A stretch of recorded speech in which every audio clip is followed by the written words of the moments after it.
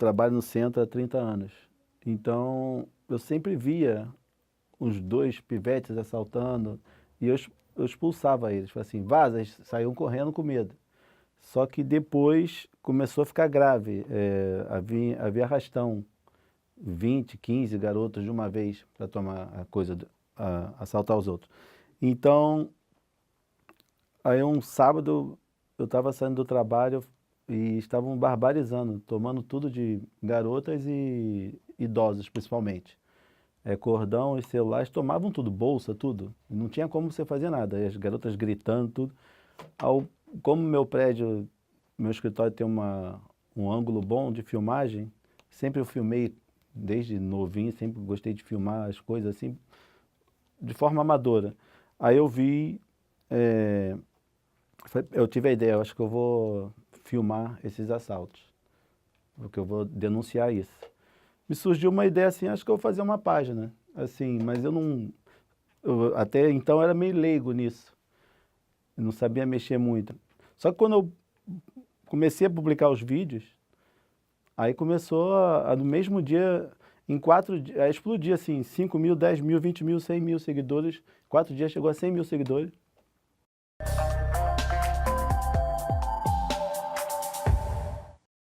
Eu avalio que numa sociedade a gente tem interações sociais e das interações sociais a gente pode falar sobre sociabilidade, sobre integração. Os atores envolvidos nesse processo, eles não só se sentem cidadãos colaborativos dentro disso tudo, né? Mas também pensam sobre o que é ser cidadão. O fato de haver um jornalismo colaborativo e que essa horizontalidade, essa capilaridade, ela fique mais adensada dentro da sociedade, faz com que essa pessoa, esse cidadão, ele pense e articule a partir dessa materialidade desse jornalismo o que é ser cidadão dentro da sociedade.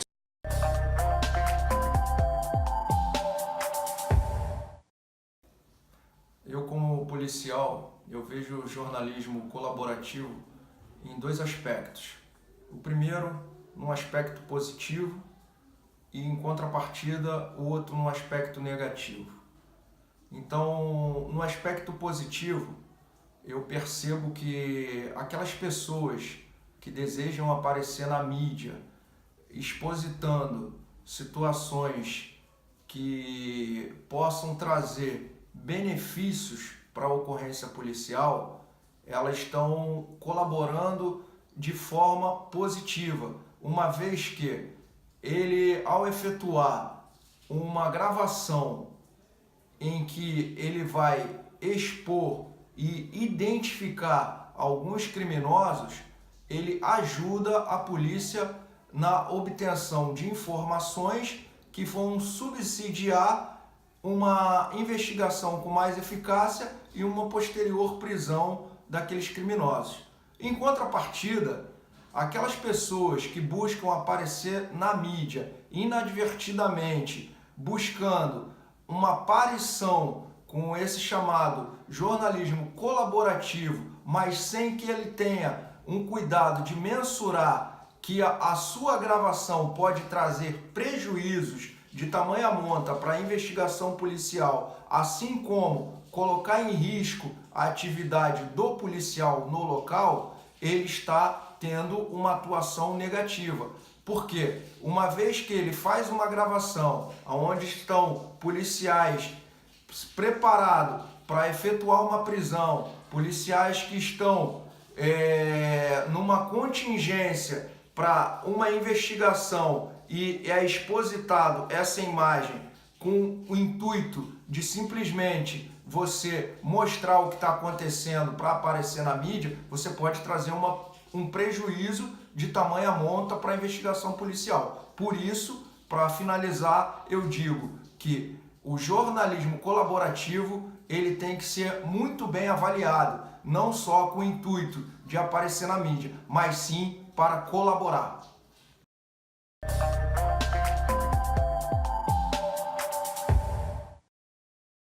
A Rádio Band News FM ela é notoriamente uma rádio muito parceira do ouvinte. Então é um veículo de comunicação hoje muito voltado para o ouvinte. Isso veio desde a época do nosso saudoso Boechat, que falava sempre no ar que a Band News FM não é uma rádio para você ouvir, mas é uma rádio para você se fazer ouvir. A gente entende que o ouvinte é a pessoa que tem autoridade para falar porque é a testemunha que está no local.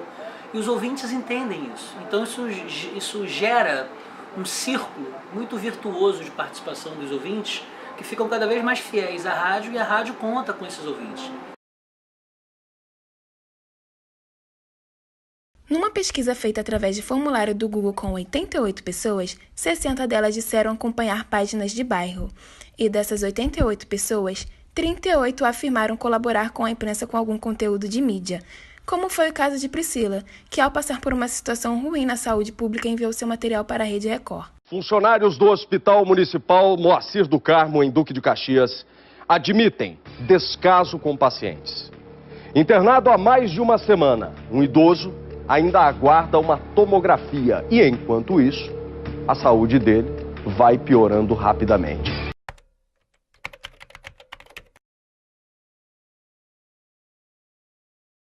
Então, meu tio já estava lá um tempo internado e por várias vezes eu tentei falar com a Secretaria de Saúde, procurava os médicos, o atendimento e sempre tinha a mesma resposta negativa, que não tinha como transferir. Meu tio foi levado para lá com crises convulsivas e não tinha tomógrafo no hospital. Eles estavam tratando com a medicação, mas já tinha decorrido 10 dias e nada, nenhuma solução. Ele lá internado, diziam que não tinha ambulância para transferir, não tinha como levar para outro lugar, tinha que aguardar na fila de espera. E toda vez que eu ia falar com o médico, eu procurava a diretoria do hospital, eu ia na Secretaria de Educação, sempre levava o celular comigo, gravando tudo que estava acontecendo. E depois de 10 dias, sem nenhuma solução, eu juntei todas as imagens e enviei por e-mail para a Record, denunciando, né, o que estava acontecendo, tentando buscar uma ajuda, né, de repente expondo o caso, poderia, né, de alguma forma me ajudar. Sim, levou 2 horas para eles entrarem em contato comigo. Assim que eu enviei a mensagem, me responderam, me ligaram. Eu enviei por e-mail, entrei no site da Record, vi lá o e-mail para enviar e depois de 2 horas eles me retornaram, me ligaram, fez contato comigo, expliquei toda a situação e rapidamente marcaram para ir lá no hospital.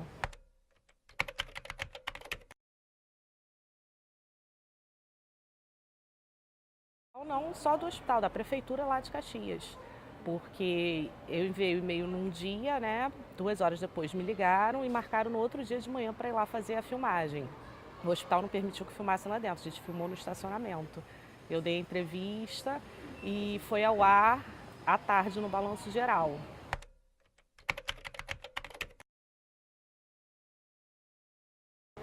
Com certeza, por conta da exposição, né? De ter mostrado, né, a vergonha que estava lá no hospital, só assim para fazer alguma coisa. Em nenhum momento. Nenhum momento. Estava fazendo a coisa certa, eu precisava dar uma solução para aquilo. E teve a solução, mas infelizmente não adiantou de nada, né? No mesmo dia, o meu tio foi transferido, eles arrumaram ambulância, levaram para o outro hospital, mas não teve como fazer mais nada, porque a situação havia se agravado e infelizmente ele morreu. Mas que eu consegui, alguma coisa eu consegui. Muito mais bem tratado, eles só deixavam até entrar uma pessoa só para visitar, por último entrou a família toda. Nosso trabalho da apuração com a ferramenta colaborativa, que é hoje em dia, né, o WhatsApp, que veio muito para nos ajudar, mas que se a gente não tiver um certo cuidado, ele também nos atrapalha e também acaba nos levando a cair em notícias fake, né, o famoso chamado aí fake news. Aqui nós recebemos diariamente milhares de mensagens, porque o WhatsApp funciona 24 horas por dia. Além dele, nós recebemos muitas informações também por telefone. E como nós fazemos quando recebemos determinadas notícias, né? Nós separamos, avisamos a chefia que já temos determinada informação e começamos a checar. Como que a gente faz uma checagem na apuração? primeiro a gente tenta ir logo para um órgão oficial. Se for tiroteio, a gente tenta sempre procurar a Polícia Militar, a Polícia Civil ou até mesmo o bombeiro, caso tenha feridos. Depois que nós temos essa confirmação, nós começamos a bater a nota e correr atrás de mais imagens. Isso é para quê? Para dar tempo da equipe chegar no local, ou se não ver que não vamos ter equipe, já botar aquelas imagens no ar. Então, até nisso, nós temos que ter um certo cuidado para poder verificar a procedência daquela imagem. Muitas vezes a informação é a correta, mas a imagem vem errada. Então, enquanto a gente não tem uma confirmação oficial de que aquela imagem é daquele assunto, a gente não pode colocar no ar. Então, assim, esse é um trabalho diário da apuração, é um trabalho que dá realmente... Você tem que ter muita atenção para você não se atrapalhar e acabar colocando uma informação errada no ar. Um grande figurão da política ou envolvendo um assassinato, a gente não vai ser leviano de jogar isso no ar. A gente vai apurar e vai apurar com os órgãos responsáveis. É um assassinato? Então vamos ligar para a divisão de homicídios da Polícia Civil. É alguma coisa que explodiu, está pegando fogo, vamos ligar para o bombeiro. Sabe, vamos apurar com quem é de que apurar, tá tendo um afogamento, vamos ligar para o GEMAR, saber se a assessoria do bombeiro. Às vezes a gente tem um contato direto com um policial, com um bombeiro, a gente liga direto para esse contato, receber essa informação aqui. Mas assim, eu repito, eu quero frisar bem isso. Nenhuma vez eu recebi a informação e a informação não se concretizou. Para botar um pouquinho por terra essa incredulidade que as academias trazem para fonte que não seja oficial. Acho que está na hora da gente sair um pouco dessa caixinha, sair um pouco dessa zona de conforto, de achar que só as fontes oficiais, por levarem o nome pomposo de oficial, são oficiais. Eles têm conhecimento de causa. É claro que um ouvinte não vai poder me dizer se a estrutura de um prédio que pegou fogo está abalada ou não, se pode ser demolido. Isso cabe à defesa civil. Ele não vai fazer o papel que não é o dele. É claro que o ouvinte não vai dizer se a apendicite supurada vai levar a pessoa a infecção generalizada à morte ou não. Isso é o médico, é o clínico geral. Mas o ouvinte sabe se o atendimento está ruim ou não. O ouvinte sabe se ele está esperando muito ou não. O ouvinte sabe se está pegando fogo ou não. Você não precisa depender de tudo para falar alô. O ouvinte pode falar alô. Ele tem voz também. Então tem que se inverter um pouco essa lógica de que você não tem voz, porque você é ouvinte. Você está aqui ali fora, você é ouvinte. E é esse mesmo ouvinte que, por exemplo, quando foi fazer rapel e ficou preso no morro do Pão de Açúcar e ligava para o telefone do bombeiro e não conseguia completar, o único número que ele lembrava era da Rádio Band News e ligou: estou preso, vem me socorrer, liga para o bombeiro porque eu estou preso. É essa a confiança que a gente quer ter. Então a apuração é rápida, vem por esses canais, mas parte-se muito da confiança e do bom senso que a gente vai adquirindo ao longo do tempo. E tem gente que me pede para publicar tudo. Mas como é que a pessoa... Ele estuprou a menina aqui. Eu falei assim, como que eu vou publicar isso? Como que eu vou provar isso? Eu falo para a pessoa, não tem como eu provar isso. Ah, ele assaltou aqui, esse cara aqui está assaltando, eles mandam a foto, está assaltando aqui na área, mas cadê o assalto? Eu não posso publicar isso, porque isso vai me dar um processo. Para ter uma ideia, tem a página desde 2016 e... até hoje eu nunca tomei um processo. Olha, eu estou aqui há 10 anos na Band News FM. Desses 10 anos que eu estou aqui, eu nunca recebi uma notícia falsa. Uma notícia falsa. É claro que numa época de fake news pode parecer muito estranho o que eu estou falando. Pode parecer muito estranho isso. Mas a gente está falando de um outro ambiente, a gente está falando de um ambiente colaborativo. Um ambiente em que as pessoas entendem que é uma solidariedade de informação. E esses ouvintes, por mais estranho que isso possa parecer, na grande maioria são ouvintes muito fiéis da rádio, mesmo aqueles que não participam todos os dias.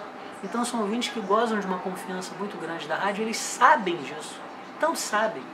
Até é bem impressionante isso, que eles sabem muitas vezes até o tempo que eles têm no ar. Eles falam no tempo, eles são quase repórteres. E algumas coisas eu apuro antes, dou uma olhada assim.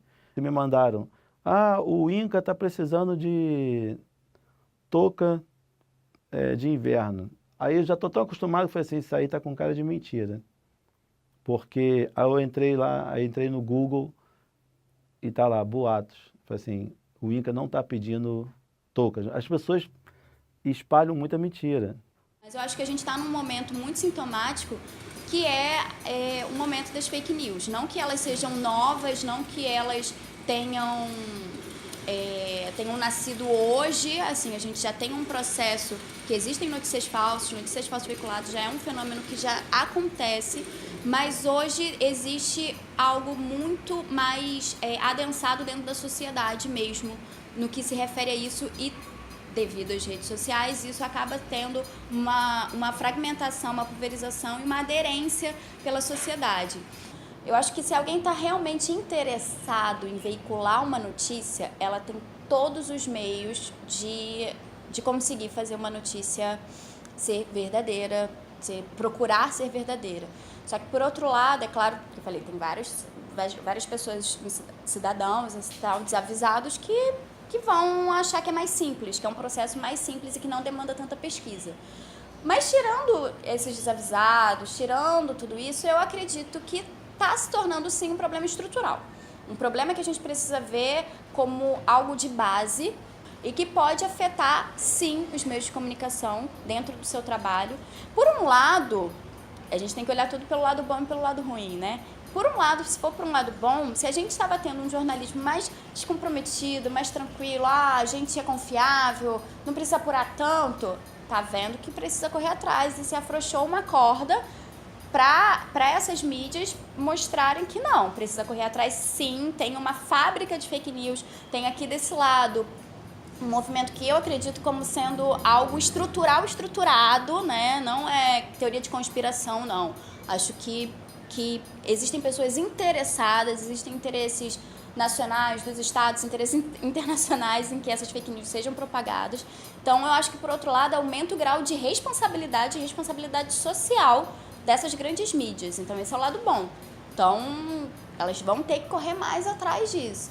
Por outro lado, a gente também não pode tratar isso como meia dúzia de cidadão desavisado que vai propagar. Isso daqui são atos estruturais pensados para se derrubar determinadas ações e determinadas questões que foram construídas a partir do tempo. Então, é perigoso, sim. Assim, recebi muitas ameaças, né? Então, assim, aí o batalhão me chamou para... Eu falei assim, caramba, eu vou lá, porque eu sou cidadão e não tem nada... As pessoas falam, não vai, eu postei na página, boas notícias, a polícia quer conversar com a página. Aí eu fui lá no batalhão e cheio de oficiais lá, e eu falei assim, caramba, o negócio vai dar zebra aqui. Aí só que os oficiais vieram prestar conta comigo, para você ver a importância das redes sociais hoje, né? Então, eles vieram trazer estatísticas, um montão de coisa aqui, nós estamos trabalhando, mas devido às leis, é uma operação enxuga-gelo, porque a gente prende, logo está solto. Os bandidos acharam a página, começaram a mandar ameaça pela página, muitas ameaças, e eu fiquei, na época que eu fiquei meio com medo, assim, falei, caramba, o negócio está muito sério. Teve bandido que subiu no prédio, né? Me procurava, ameaçava a janela direta, falava que ia cortar minha garganta, que ia fazer, e fora as ameaças pela página, centenas de ameaças. Quando eu fiz a página, para você entender assim, o negócio explodiu, assim, deu um... Aí eu filmava de boné na cabeça, lá no alto do prédio, com a câmera na frente, e ninguém dava para ver meu rosto. Mas só que saiu no Jornal Nacional, saiu em todos os jornais, assim, alguns dias seguidos. É só ligar a câmera para flagrar os crimes. E aí um empresário que não aguentava mais ouvir os pedidos de socorro da janela do escritório dele, fez isso, gravou imagens chocantes. No centro do Rio, surgiram novos flagrantes da violência na mesma região. Dessa vez, as imagens foram gravadas por um cidadão indignado. Voltaram com tudo. Um empresário, cansado de ver da janela do escritório dele tanta violência, resolveu filmar tudo mais uma vez e distribuiu 5.000 panfletos para alertar os desavisados. No centro do Rio, menores infratores assaltam e agridem pedestres. Eles agem em grupo e os crimes acontecem a qualquer hora do dia, tá? Um homem passou... Depois que instalou a Operação Centro Presente, eu fiquei mais tranquilo, porque eles botaram uma base embaixo do meu prédio. Eu acho que eles preferem manter o sigilo, assim, a primeira questão que me vem são naquelas veiculações que tem a ver com a sua segurança. Então, algo que vai colocar a sua segurança em risco eu acho que há uma forma de preservação da sua imagem. Até que ponto o que eu vou falar vai ser manipulado ou não? Existe uma insegurança muito pelo momento, pelo contexto, pelo cenário específico, pelo contexto político no qual a gente vive e pelo contexto não só de instabilidade social, mas de insegurança social. Quando eu falei da segurança no início, quem garante que determinada informação que eu dê, eu não vou ter uma segurança à minha vida? Então, é algo que é aberto em todos os sentidos. A mídia, ela tá aí aberta. Ela não te promete uma segurança do que você vai dizer ou do que você não vai dizer. As pessoas vivem num frenesi justificável de não me identificar. Porque hoje em dia, a gente vive num cenário de um país extremamente inseguro, numa cidade, num estado completamente vulnerável na segurança pública. Então é mais do que justificável. A gente grava denúncias muito sérias aqui, relativas a tráfico de drogas, a suborno, envolvendo agentes públicos. Então a gente tem que tomar um cuidado em preservar a fonte. Mas há caso, por exemplo, de um buraco na via que a pessoa não quer se identificar. Então assim, mas eu entendo. Porque a gente vive numa cidade em que se o carro enguiçou na frente ou está esquentando, a primeira coisa que você pensa é que tacaram fogo, que é criminoso, ou que está tendo um arrastão. Nunca que teve um acidente. E é justificável. Porque mais do que o terror, a gente vive no terrorismo. O que é o terrorismo? É a apreensão do medo, não viver o medo. Mas é um frenesi, uma loucura. E muitas vezes a gente fala, não, peraí, você não precisa. Mesmo que você dê seu nome aqui, não vai ter problema. É uma negociação.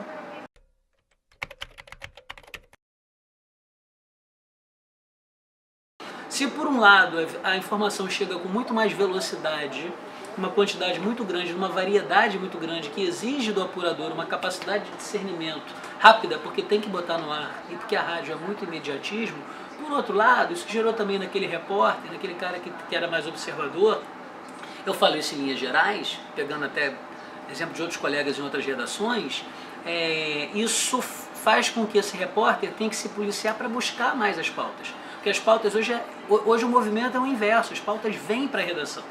Não é mais o repórter que sai da redação para buscar pauta. Isso acaba gerando esse comodismo perigoso numa zona de conforto.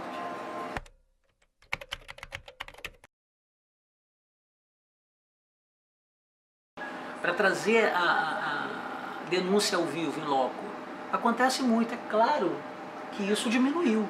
Isso hoje é numa velocidade, isso é numa quantidade absurdamente menor. Hoje em dia o telefone diminuiu. Hoje em dia o WhatsApp é sem dúvida nenhuma o principal motor que faz a redação girar. Não tenha dúvida. Mas também não tenha dúvida que isso alterou, é um novo curso, mas não apagou uma memória, não faz com que o ouvinte não venha na rádio. Além do mais, essa rádio aqui que é uma rádio que estimula a participação e muitas vezes a presença do ouvinte. E às vezes o ouvinte tem uma denúncia importante, que ele está documentado e ele quer trazer, ele tem a opção de digitalizar e mandar por e-mail, depois a gente combina de encontrar, mas muitas vezes ele quer vir aqui, é importante esse contato.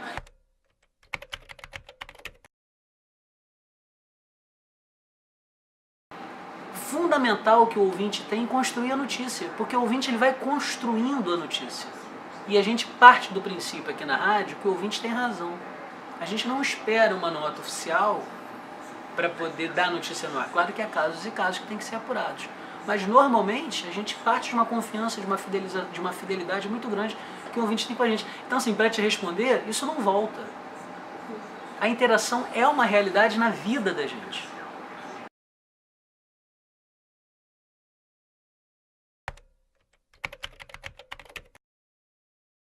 A esmagadora maioria das informações, ou denúncia, ou prestação de serviço, reclamação, chegam através do WhatsApp. O WhatsApp hoje concentra a esmagadoríssima maioria de informações. Outras a gente recebe pelo telefone, que está diminuindo muito o uso, mas ainda tem bastante. As pessoas ainda ligam para o telefone e eventualmente ainda vem aqui a redação. Mas também é um número cada vez menor, a tendência é que seja o WhatsApp. Recebo de tudo, eles mandam tudo, o próprio bandido filma. E matando garotas, é loucura. Virou uma página de denúncia. Eu tenho o zap do governador aqui. Eu vi num grupo lá um buraco na estrada do Catonho. Um buraco, aquele vídeo sem querer, eu postei sem querer. Eu vi, caramba, isso aqui Quando eu olho o vídeo, 11 carros com pneu furado. Aí o cara fez o vídeo e ninguém resolvia. Mandei para o secretário da prefeitura. Falei, aí, isso é um crime. Consertaram? Consertaram no mesmo dia. Quer dizer, eu mandei 10 horas da noite, de manhã, ele me mandou a foto do buraco da página. A página já salvou várias pessoas, já salvou vários animais, já salvou um tamanduá, que estava na mão do tráfico, o cara mandou exclusivo para mim. A polícia invadiu aquilo lá. E eles rapidinho soltaram o tamanduá.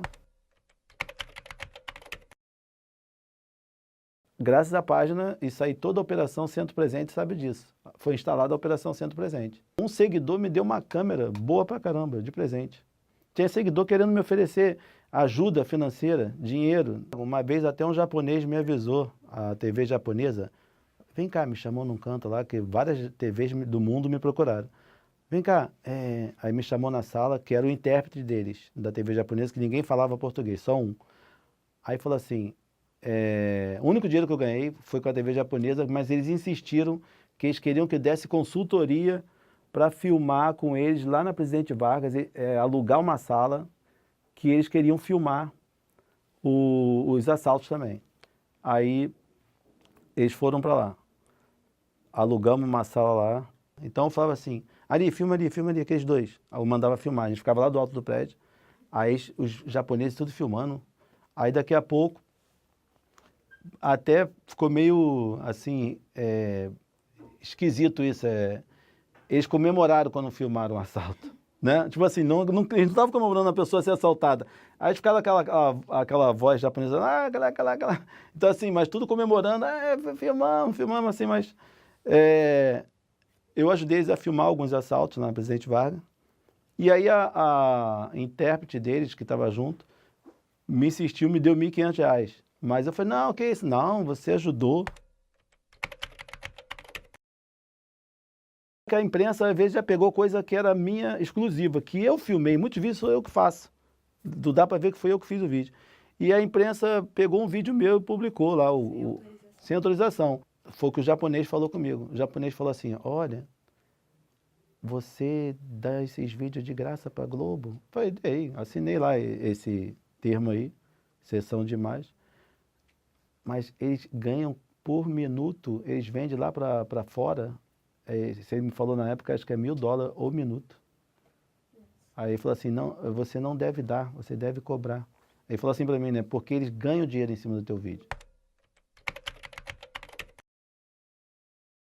Eu não sou formado em nada, eu acho que a visão que eu tenho é o seguinte, todo cidadão tem poder de polícia e todo cidadão é responsável, né, pela sociedade, porque, queira ou não, o teu ato reflete no outro. Heróis anônimos, alguns na mira dessa janela. O idoso de muletas não consegue subir sozinho, é puxado por um homem que já está dentro do ônibus. Quem está perto olha, mas não toma iniciativa. Mas esse homem nem pensa duas vezes. Deixa a bandeja de lado e, com muito jeito, garante que o desconhecido consiga seguir seu caminho. Quem filmava a cena do alto de um prédio no centro do Rio era o Maurício, um caçador de flagrantes. Por isso, ele prefere não mostrar o rosto. Ele ajudou a subir, aí eu continuei com a câmera ligada. Vai pedir para vender bala. Eu esperava que o motorista deixasse. Aí o motorista deu uma negativa para ele. Eu falei, pô, coitado. Aí ele foi em outro ônibus? Não. Maurício então liga para um funcionário que está na rua e pede para ele ir até o vendedor. Fala com ele aí, pergunta a ele quanto que é cada bala. Pergunta o que ele está vendendo. R$1? Quantas balas ele tem? 59 balas. Compra tudo dele. Paga todas as balas dele e compra. Explica a ele que eu vi ele ajudando um senhor com dificuldade de subir o ônibus. Por isso que está ganhando esse presente. Aí ele saiu todo feliz, né? Na rua. Peguei um flagrante do bem.